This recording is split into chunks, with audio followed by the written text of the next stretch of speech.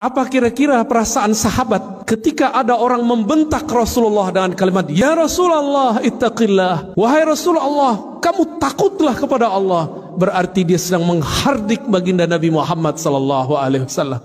Apakah Nabi membalas? Tidak.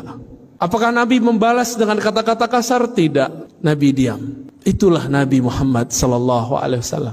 Tiba-tiba Sayyidina Khalid ibn al-Walid sedang menghunuskan pedang. Tangannya gemeteran, menahan emosinya, melihat kekasihnya Rasulullah dihardik oleh seseorang.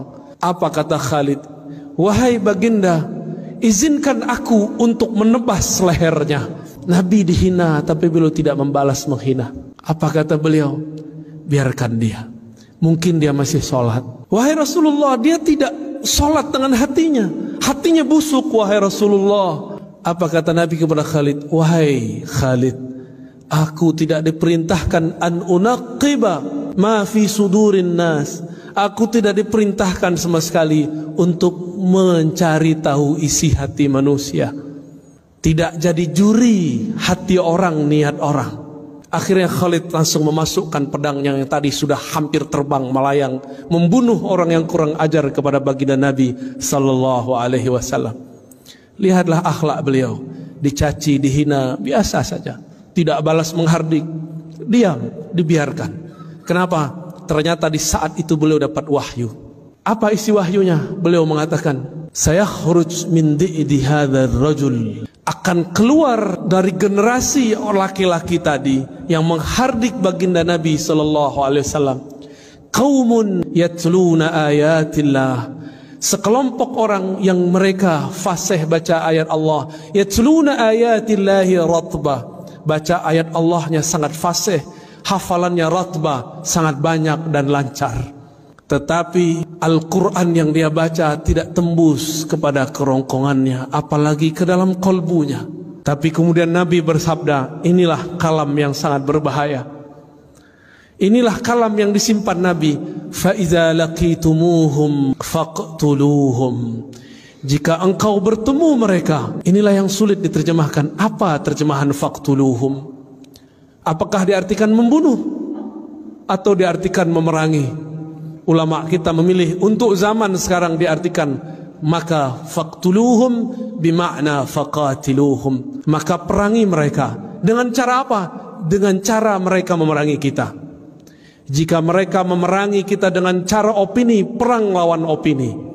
Jika mereka mulai mengganggu ketenangan hidup kita secara keamanan, barulah kita angkat senjata berjihad fisabilillah. Apa yang menyeramkan dari kalimat tadi?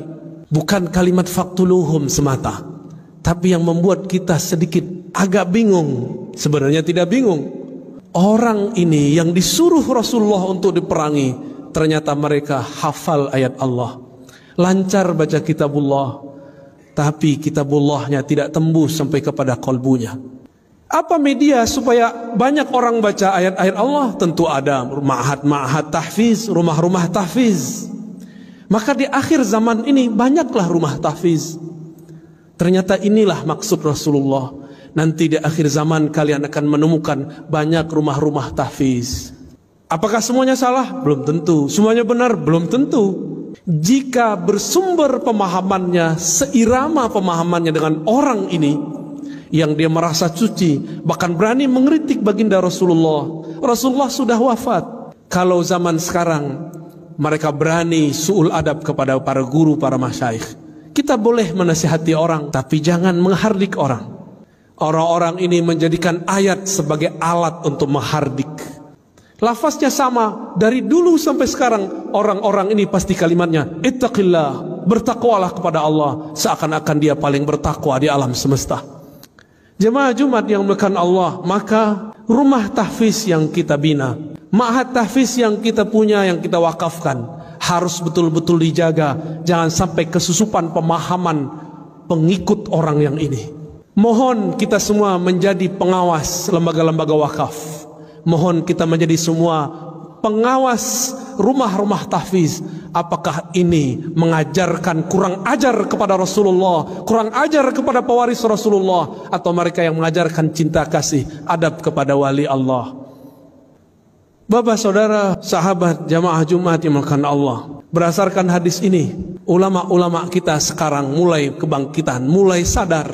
Kita mesti bersanad, mesti bersilsilah, mesti berguru dalam ilmu apa saja.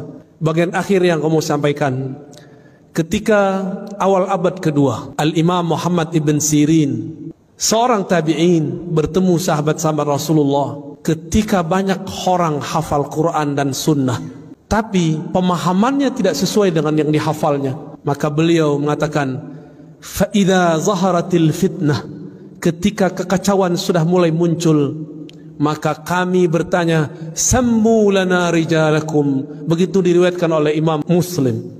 Wahai para penceramah, wahai para ustadz, wahai para hafiz, wahai para da'i, wahai para guru, sammu lana rijalakum. Wahai teman-temanku yang hijrah, wahai teman-temanku yang belajar Islam, sammu lana rijalakum. Sebutkan siapa gurumu, siapa sanadmu yang menghubungkan engkau kepada Rasulullah sallallahu alaihi wasallam.